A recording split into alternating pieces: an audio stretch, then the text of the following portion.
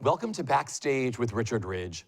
SAG-AFTRA Foundation and BroadwayWorld continue their filmed Conversation Q&A series, which celebrates the vibrant theater community here in New York City. This event, which is coming from the Robin Williams Center, is a special conversation with an actor who is known to legions of fans for such roles as Pacey Witter on Dawson's Creek, Peter Bishop on Fringe, and currently as Cole Lockhart on the hit Showtime series The Affair. And now he is making his Broadway debut in director Kenny Leon's stunning production of Mark Medoff's Children of a Lesser God. Please welcome Joshua Jackson.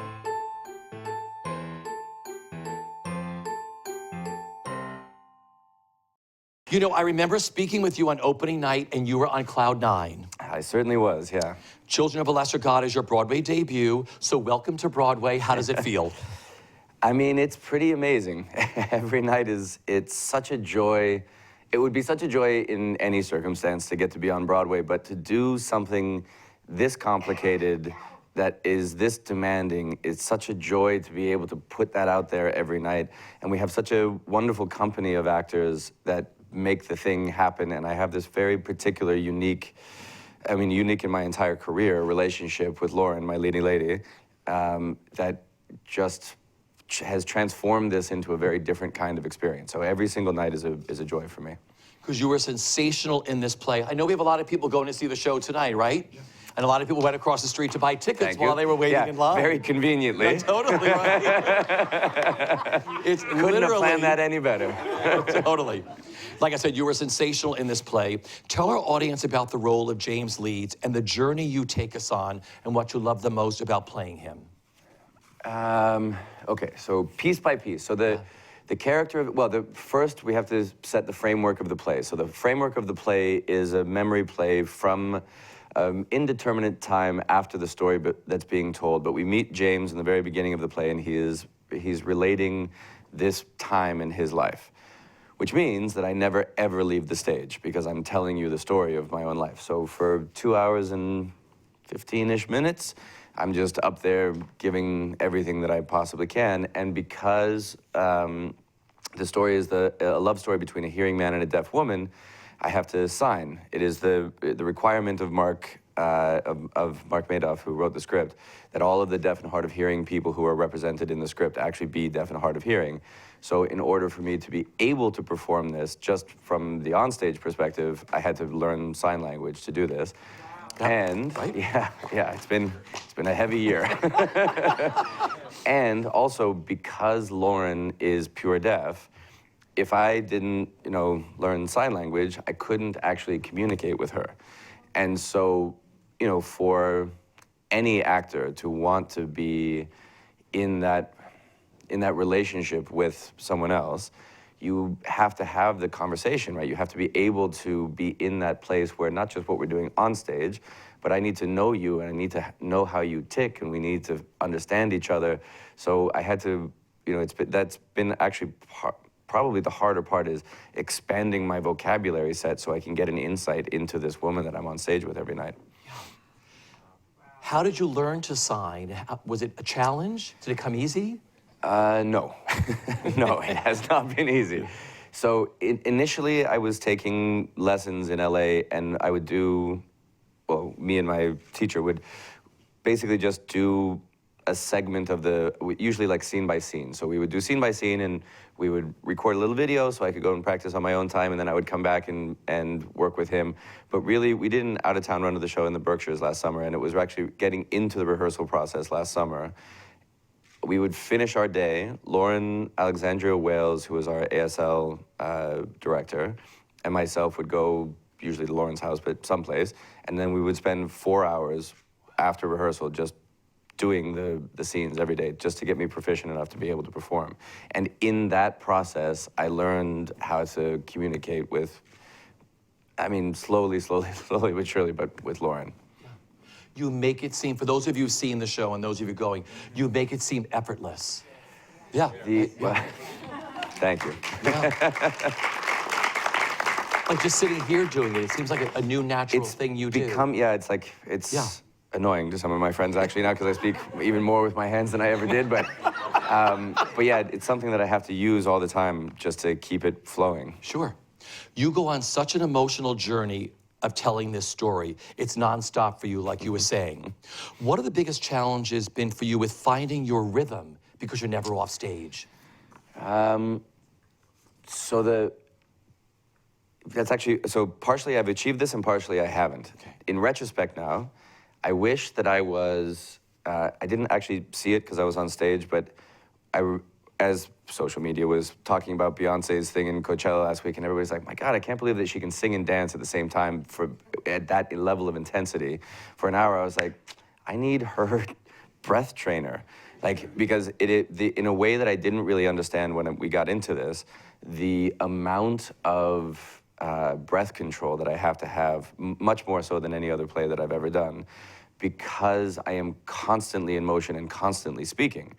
So, and there's certain sections of the play where I drop into the Sarah character's first-person voice. And so to be able to recite my lines and then immediately recite her lines is a trick, right? To be able to like squeeze all the air out and get just enough air in to like be able to make sure that I can make it through her dialogue is difficult. So if I knew then what I know now, I would have gone to somebody to teach me how to better control my breath. What was the first part of the question? No, that's great. No. That is really, that's the question I wanted to know the answer from. But that also, a lot has to do with your director. He's working with one of the finest directors, with Kenny Leon. That is true. What makes him such a sought-after director? Well, he's great. Right? I mean, in the simplest terms, he's just a fantastic director. So personally, the reason why I would choose to run through a wall for that man is he is the best set of eyes I've ever worked for. And I have such a complete trust in his being an audience. He has all of the technique, he has all of the craft, he has all of the insight. I mean, I have worked very hard on this show, and the only person that I know has worked harder is Kenny. I mean, it wakes him up at night, literally. He will send a text at 3 in the morning because in the middle of a dream, a piece will come to him and he'll know that that's like something that has to get put in the show. So it almost to an unhealthy place, like it breaks him to do these things. Yeah. But he also is just a phenomenal audience member. He, with no BS, will tell you in real time, like, you know what? I didn't feel that, or what are you trying to do right here? Because you just, I mean, I see the effort, but it's not getting there, so we got to figure out a different way. And he's very direct, which I appreciate, and he just is brilliant. He's just brilliant. Yeah. Does the rhythm change every night depending on the audience that's watching the show? So in a way that I will probably never experience again, the rhythm changes for the most amazing reason. So I'm working with a woman who cannot take anything from the audience, right? She doesn't hear them. She sees the first couple of rows, but in a very unique way. I mean, I can feel all of you guys, and if everybody's hearing in the audience, you can all feel me here. But for her, after the second row, the audience disappears. So she takes the audience through me. So if there's applause and my timing changes, that's how she knows. And so our rhythm changes based upon that our tempo changes based upon she can see me breathing through something, pausing through a moment, taking a beat, whatever it is, and she knows something is happening. It's a totally unique relationship that I have with Lauren. That is, I didn't realize that. That's amazing. Because I was going to ask you, my next question was, what is it like sharing the stage with Lauren Ridloff? For so many reasons, this has been definitely the single most challenging thing that I've ever done, but so far the most rewarding thing that I've ever done. To have, so in the most basic sense, when you're on stage with somebody, you know, the dynamics of blocking is how you dictate power to the audience, right? But you can't leave a deaf person's peripheral vision. If I leave her vision, I cease to exist. If I turn my back on her, I cease to exist. If she turns her back on me, in her conception, she ceases to exist for me. So it completely changes how you relate to a person on stage when the dynamic of trust is, if I walk over here you can't hear me. I am not a person anymore until you see me again. You have to be able to trust that I'm going to be there when you need me to be there. If we're going to get to a place where we're in the middle of a scene and it necessitates that I go off to this side of the stage while you're in the midst of this conversation, you absolutely have to know that I'm going to be there when you need me, that I won't hang you out to dry. So that bond and the building of that bond is unlike anything that I've ever had before in my life. And so that is the base level. And then to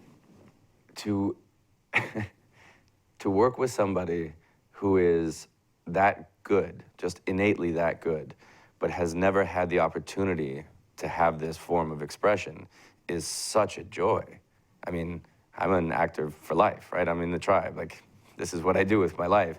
But to see somebody come from like the green shoot to the mighty oak over the course of this process, I mean, it makes me emotional just talking about it. To see her get to just unleash the force that she has inside of her is a miracle every night. This must have made you a better actor. Oh, for sure. Yeah, I mean, yeah. Yes. I mean, a better person, but yeah. For those of you who haven't seen, you've got to watch them work together on stage. It's just the connection, the emotional connection you have. Yeah, I mean, I'm literally getting choked up talking about it, which is a little actory of me, but no. but it is such a thing to be a part of every single night. Yeah. I'd like to go back to the beginning. Growing up, where did your love for performing begin, and what were your earliest creative outlets at a young age? As the legend goes, I don't actually remember this, but my mom tells me I used to, we didn't have a TV in my house for most of my childhood, so when we did, I was most fascinated with the ads, and my mother explained to me that the kids got paid for playing with the toys, and I was like, that seems like a fantastic job. So I would recreate the ads in my living room for my mother, I think, is how it all started. But my mother worked in the industry, so I had, it wasn't, how to describe this? So it was in my life as a thing that could be done, but I did not grow up in a world in which it was something that was supposed to be possible for me. So it took actually quite a long time, even after I was a working actor, for me to give myself permission to do this job. It took a long time for that to happen. Was there a defining moment when you said, I want to do this, I want to be an actor, and try to make a living at this? Yeah, which is exactly the moment that it went away. So, interesting. Yeah. So when I was like 16 or 17 years old, I had the phase of my, like the kid phase of my career. And then I grew and my voice kind of dropped and I got all pimply and I was just like awkward teenager. And everything went away, right? I was 17 years old. So at 17 years old and I went through this like really dry stretch. I couldn't get any work. I was auditioning all the time and I was like, well, I guess this is it. Like I had my run and now I'm done. And it was Apt Pupil that brought me to LA that allowed me to be in LA in the time when Dawson's Creek was doing its audition process. And if those two things hadn't have happened, I would be telling you, oh, well, I wouldn't be sitting here right now. Wow. So I was going to ask you, how did playing the role of Charlie in a musical version of Willy Wonka and the Chocolate Factory change everything for you? So first, it was my first real experience on stage. It was my first real experience doing something that was personally important to me, because at that point I just barely started my career, but I'm a huge Roald Dahl fan. And it was in that moment that the woman who had cast me in my first movie came to see that because she had become an agent at William Morris, and she then brought me to William Morris, which is what started my career. I love that. Yeah, so, I mean, yeah, so born under a lucky star. I love that. So did the film Crooked Hearts kick off your career? Yeah, so Crooked Hearts, so my mother was a casting director, and before I was a professional child, my mother was incredibly leery of allowing me to get into this business. She saw what that did to kids and had no desire to professionalize her children. But because she was also a single mom, I was in her office a lot over the summer while she was casting that movie. And after auditioning and auditioning and auditioning other people, finally the director was like, why don't, because her assistant was also a single mom, so that we two boys would just hang out in the office, and we were there all the time. And finally they're like, why don't you guys just come in and just read this? Just come on in. And they ended up giving us the job. That's a great story. Yeah, I love actually, that. and it's better than that. So apparently I got it was on my 11th birthday. Yeah. So that's a good thing. Apparently I got the job because when they said you guys are playing brothers, I just threw my arm around them because we knew each other so well, and they didn't really pay attention to the words, which became a problem because then when we got to set, we had to my first day ever on camera, we had to reshoot the first day because apparently, and when I asked the director, at the tender age of 11, no less, I was like, well, why do we have to reshoot this? I thought we did it already. He's like, well, when you walked in the first day, you did this to the mark. And then you stood there like someone had shoved a broomstick up your ass. So maybe we need to reshoot that. So not an auspicious beginning to my on-camera career. So you learned about marks and you learned about all that stuff, right? And Yeah. continuity and stuff, right? Yes. I love that. You have this wonderful career, so let's chat about some of the highlights. Okay. And just tell me what comes to mind, a story or a great memory. Charlie in the Mighty Ducks series. Fans? The whole sound booth up there, they're obsessed with those movies, the gentleman up there, playing young and aspiring hockey player Charlie. Why do you think these films became so beloved? For a couple of reasons. One, that like the most positive is because they're not cynical. Yeah. And they're in a way that, I mean, we still do this to kids, that we pander to them and we think that they're stupid, frankly. Yeah. And those movies were sweet and they were charming, and with a couple of maybe little exceptions, they didn't treat the audience, which was young people, as idiots. And I think the kids were relatable because we were all going through it, and it wasn't like kind of the most typical Disney fare. So I think that is why they stuck with people. And then, frankly, Disney stopped making movies for kids, right? So I think that we were the last era. So I think that the reason that they've had such longevity is because if you are a parent now and you want to go back to live action, like non-animated films for kids, like 97 is kind of the end of it. And they just don't do that anymore. It's done on television, but it's not done in film. Because my new young nephews are obsessed with these films. Right, and Yeah, it's like because generation after generation. because you just don't see that that representation stopped in the film world, kind of in that era. They're great films. You are known to millions of fans for your breakout role of Pacey Witter on the hit television series Dawson's Creek, right? Did you originally audition for both Pacey and Dawson? Oh yeah, and multiple times. I think. Yeah. I can't remember exactly what the number is, but I don't think I'm being over the top when I say I think I auditioned for that show like 17 times. Are you serious? Yeah, the process was so ridiculous. So I was in town for another job, and I'd never auditioned for, I'd auditioned for TV, but never in pilot season. So the pilot season process is Tell some people. just absurd. There are so many cooks in that kitchen. So first you audition for the people who are actually making the show, the writer and the director. So I did that audition. And then you audition for the people who are producing the show at the first level. So I did that audition. And then you audition for the network. First you audition for the money producers, which for us was Sony. Yeah. So I did that audition, in which one of the producers actually fell asleep. I'm not kidding about that. And then I did the audition for the network, which is like a multi-phase, you go back and forth, do it with 17 different people. And the final audition for that was in a room so cramped, and I don't know why, but they had to have every executive in the entire company was there.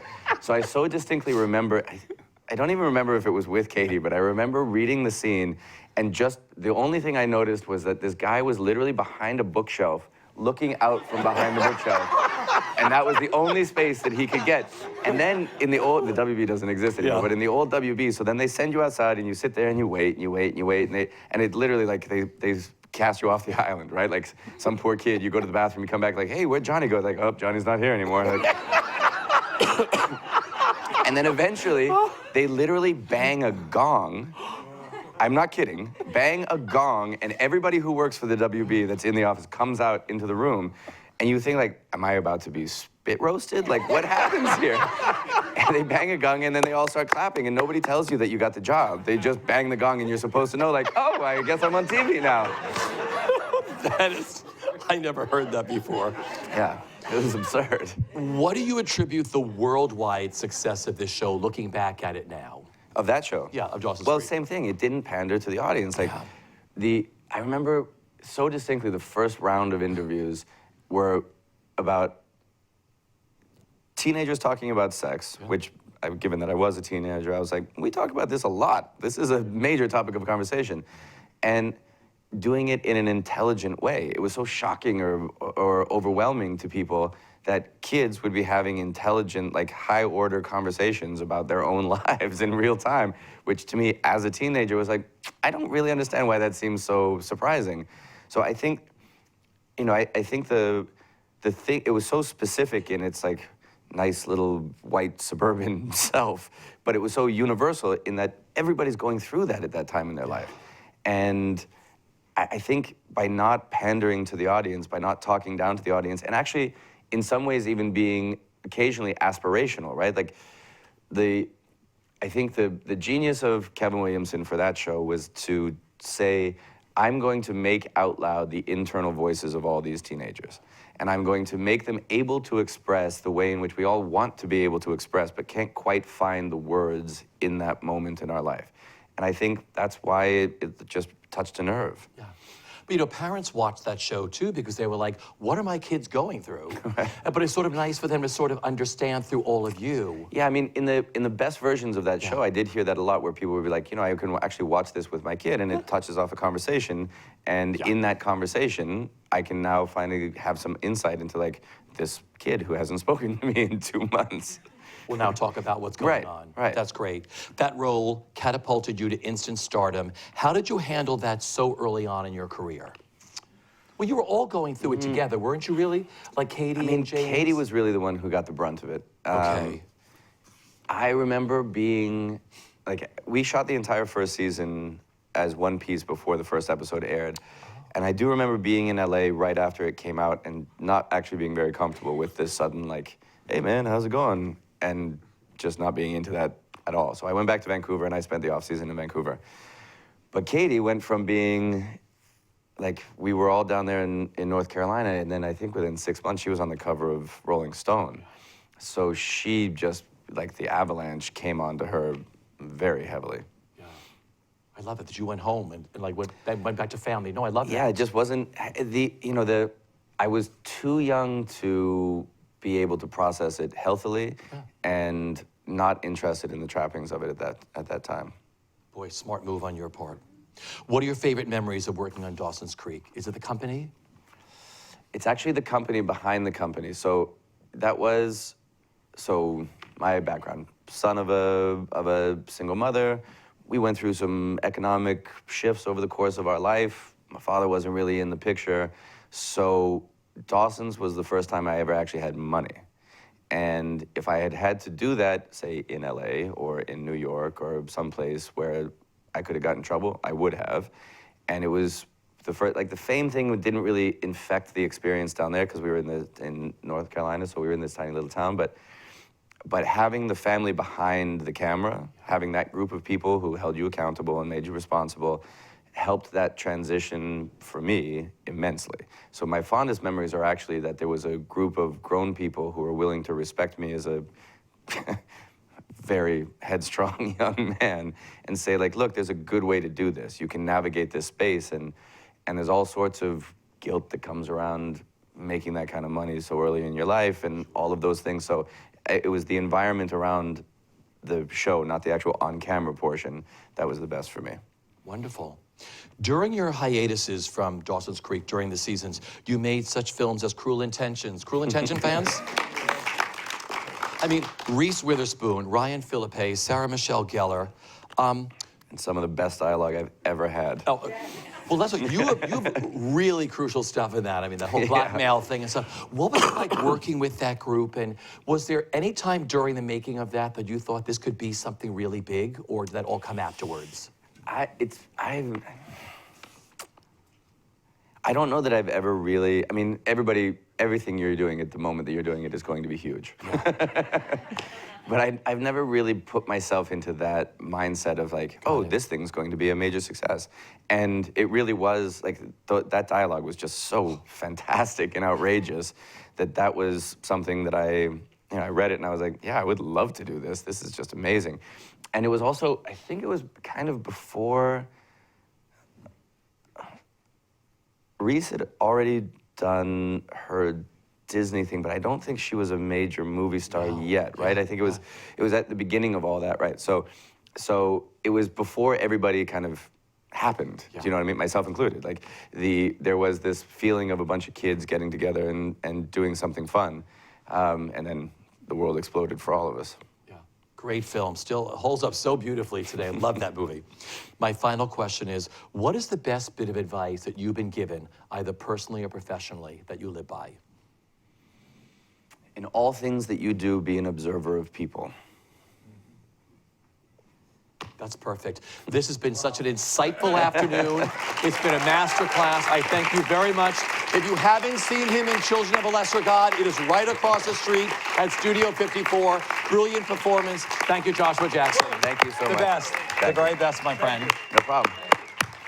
Thank you all for coming.